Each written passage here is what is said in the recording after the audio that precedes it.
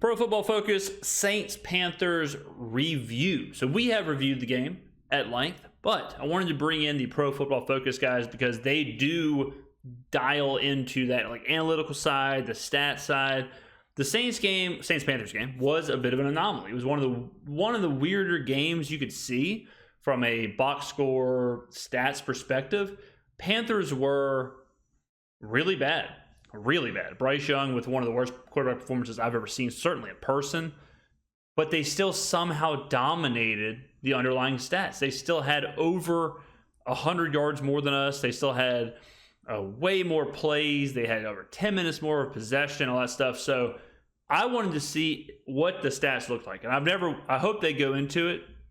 We're just going to watch the Panthers-Saints portion. We're not going to watch the entire review, the 2.5-hour review here. But I just want to see what they thought, because this is an unbiased look at Saints-Panthers, an unbiased look at Derek Carr's numbers, Bryce Young's numbers, everything. So let's go ahead and get into that.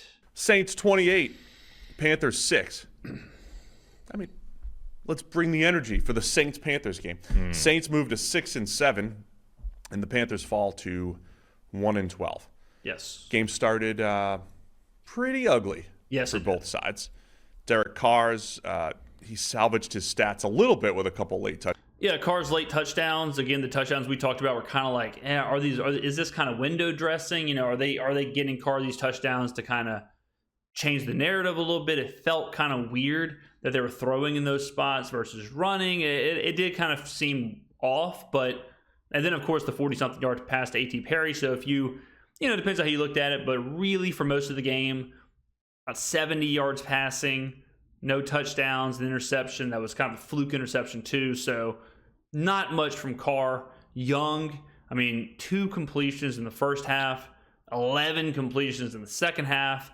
Same thing with him where he did come on late, but even what he ended with is like 13 for 36, 137 yards. Yuck. Very gross. So the Kamara stuff, very interesting, but from an unbiased perspective, like from an outsider, I can't even imagine breaking this game down. Touchdown passes still only averaged 4.6 yards per attempt, which 4. led the game 6. among quarterbacks. How crazy is that? 4.6 yards an attempt, and he had a 40-something yard pass in there. 0.6 yards per attempt. Because Bryce Young for Carolina finishes 13 for 36 for 137 yards. That's 3.8 yards per attempt. 3.8, like think about the NFL in 2023. 3.8 yards an attempt. And on the other side, 4.6 yards an attempt. That is like Johnny Unitas stuff. That is like Y.A. Tittle. Like when people are figuring out that they can throw the ball forward, when the forward pass is being first thought about, they're probably around that 3.5 yards an attempt. Like if you pass it like this, if you pass like a chest pass, like in the NBA, you're probably going to be in that 3 yards an attempt. Like Derek Carr is getting paid $150 million to do this. Bryce Young was the first overall pick. There are coaches on the sideline that are paid millions of dollars, make a good living. And this is what they're building. They're creating 2 offenses that combined are averaging 8 yards an attempt? And they had 99 net passing yards because he was sacked 4 times for -38. And the Panthers also ran for 204, including Bryce Young with 40 yards scrambling. Yeah. Thoughts on this game? Firing Frank Reich didn't fix it. Did not. It's still no. The Panthers, they're a listless situation. You fire Frank Reich. Chris Tabor is a ultimate lame duck interim coach. They have nothing. And, I will say I've been really hard on Bryce Young after watching this game. But man, talk about a horrible place. And this is something else I don't understand. Why they don't sit these quarterbacks in situations like this. The reps that Bryce Young's getting going through this doesn't do anything. This is why I said don't play Jake Haener. These reps, this situation is bad for his development. When they fired Frank Reich, they should have said, we're firing Frank Reich. Andy Dalton's the starter. We're going to let Bryce Young chill. We're going to let him relax. We're going to let him see the game. We're going to let him get reps in practice. We're going to let him do all that stuff without taking the hits, without these awful performances. And then whatever coach comes in, whatever coordinator, whatever scheme, that's when Bryce Young can start to develop. And I don't know if y'all heard that monster truck that was driving outside the window right there. My apologies if the audio came through. But this is not beneficial for Bryce Young. This is not beneficial for a young quarterback. This is even more evidence of why young quarterbacks probably do need to sit in these terrible situations. There's no weapons for Bryce Young. There's no one there to help him. The coaches aren't even there to help him. You know, it's hard to watch in Carolina right now. It seems like the owner might be over his head. I would not want to be a Panthers fan. Bad. My immediate takeaway on this one is we've made a lot of excuses for Bryce Young over the weeks. Not excuses, but we've described the situation. Yeah. Right? The receivers aren't great. They're not getting open. The pass protection's terrible. In this one, he left some plays on the table. He had your guy, Jonathan Mingo. I'm glad they mentioned that. There was a stretch there where he was 5-6 yards off on every throw. He was throwing out routes into the dirt. There was a deep ball, and this must be the one he's talking about, to Mingo. It was wide open in the middle of the field. Wide open. No one around him. We were in the stands like, man, I cannot believe this. Ball lands like 7 yards in front of him. He was everywhere on deep balls, pause. He was everywhere on these throws. And again, this isn't weather impacted. You know, like this isn't a dome. He's not even. Those are the throws you got to make. The ones under duress, all that stuff running around, I understand that. But just a deep ball, wide open in the middle of the field, you got to make that throw. Open down the field, he missed several downfield passes. He did. So the play that was like a fumble, right? It wasn't an interception, they called it. The play where he was sort of buried in the pocket, fumbled the ball away. Yeah. That play, I think, sums up the Panthers this year. You look at the play, and it was one of those. Remember years ago when the Vikings had Norv Turner as the offense coordinator, and everything they ran in a league that was like quick passing, quick game, short drops, everyone out, 5 wide, all that kind of stuff. Whereas they were running like everything was 7-step drops with 2 wide receivers in the pattern. You know, max protect because the offensive line is bad. Only that doesn't actually work anymore because max protect anyway. So that was what it was running, and it didn't work. And you're like, yeah, I mean, it is. We talked about Bryce Young holding the ball and he's holding the ball for a long time and taking sacks. And this is probably the reason why, exactly what they're talking about. And watching the two offenses, it did kind of seem like two offenses that were just so broken. And two offenses that just had no identity and no cohesion and no idea what they were trying to do. And each possession, like the offense just couldn't stop getting in its own way. And the only thing that worked for both teams was saying, you know what, strip it down to its bones. Let's just run the football. In both teams, I 100% believe this. If Carolina would not have attempted a pass, I think they could have won the game.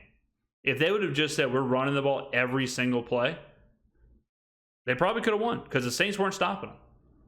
On the flip side, if the Saints would have ran the ball every single play, they probably would have done pretty well. Kamara was running the ball for over 5 yards a carry. You know, so that's where these offenses are, is that they're devolving into like a wing T 1935 Texas high school style veer offense. Is this actually the quarterback's problem, or is this the offense being stuck in the dark ages? So this play was like straight out of that season. They run max protect. They've got 2 tight ends and a running back, all of whom stay in to help block, right? Which means there's only 2 wide receivers out in pass patterns, and they're both running deep on 1st and 10. So, and that would be okay if the max protect actually did its job, but it didn't, because immediately Ike Ekwonu at left tackle gets whooped.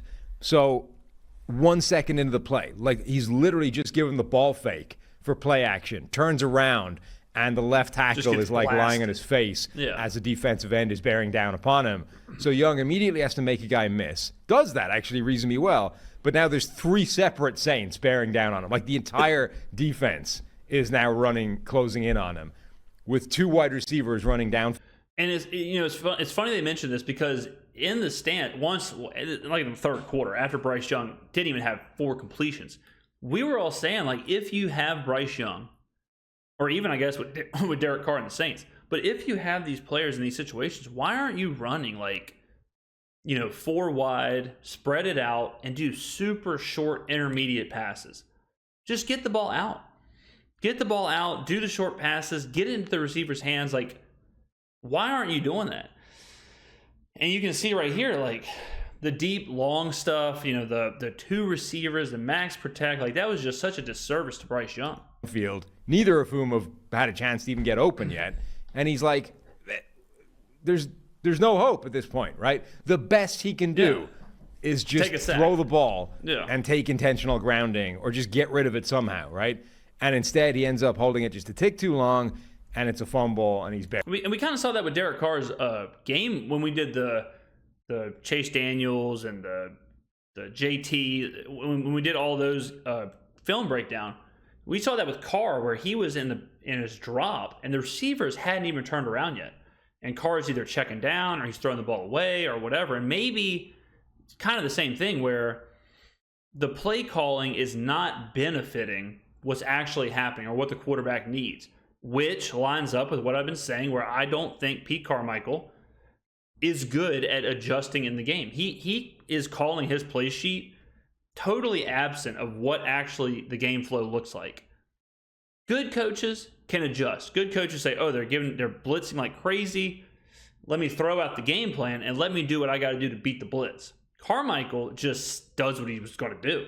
And then whatever happens, happens. It seems like the Panthers are doing the same thing, where they've got these 30 plays, they're going to run them totally absent of what Bryce Young is feeling or what the game is calling for. And that is just not the way to run an offense. That's just not the way to coach in 2023. You have to be able to move the chess pieces. You have to be able to see, okay, this is what the game looks like now. This is where the game's going. This is what's happening. How do I adjust? How do I beat what I'm seeing? Buried, and it's so the play was terrible. It was executed awfully, and then Bryce Young somehow made it worse. That's the season for the Carolina Panthers this year. Yeah, everything was bad.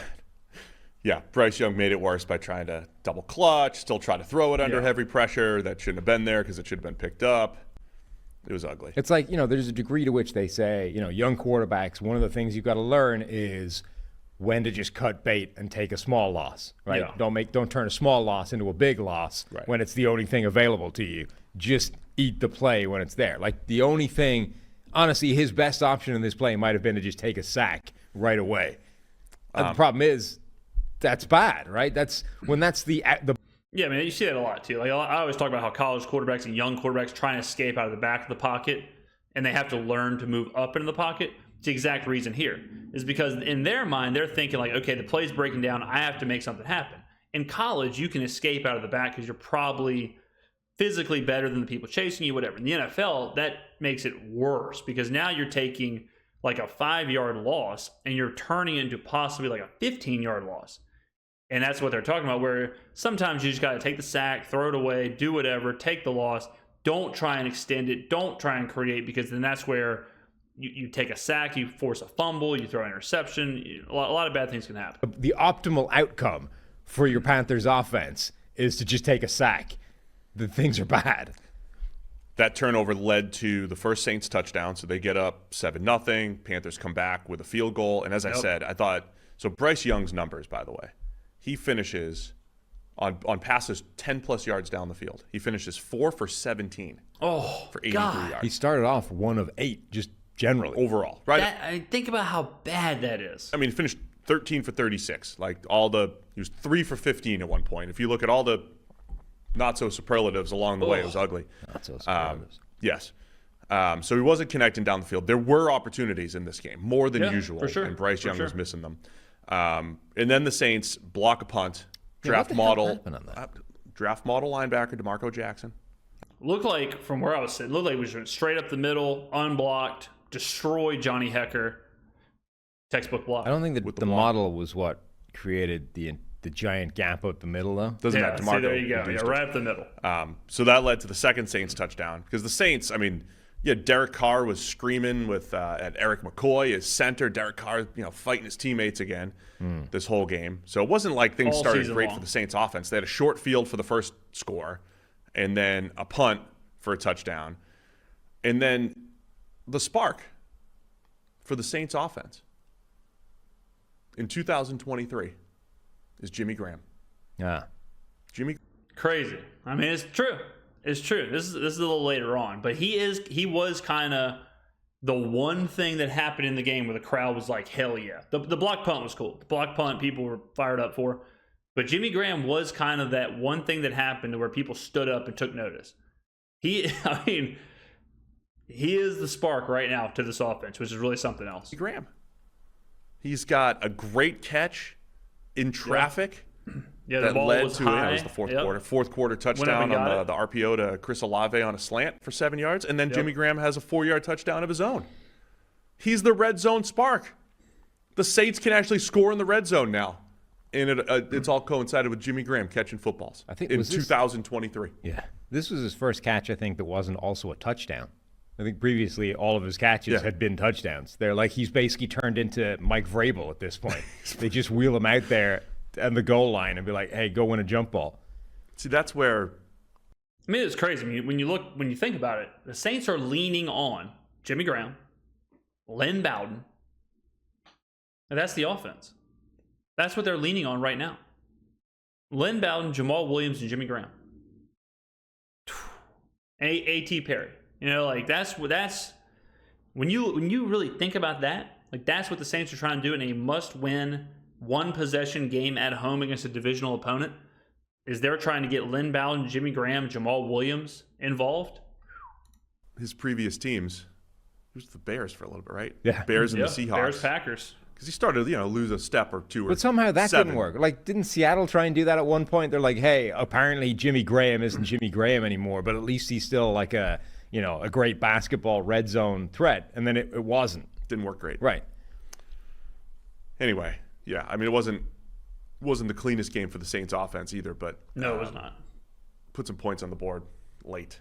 Another play that really was emblematic of this Panthers offense. Bryce Young finally makes like a good throw on 4th down, and then DJ Chark, I don't think he dropped it, but it was one of those ones where like weak at the catch point, don't come down with it, type of play. And it's like, There was a lot of that in the game, there's too. a variety Chris of Olave different dropped a deep technical ball, Panthers are classifications dropping that can balls. have, from drop ball to pass breakup to close coverage to whatever, right?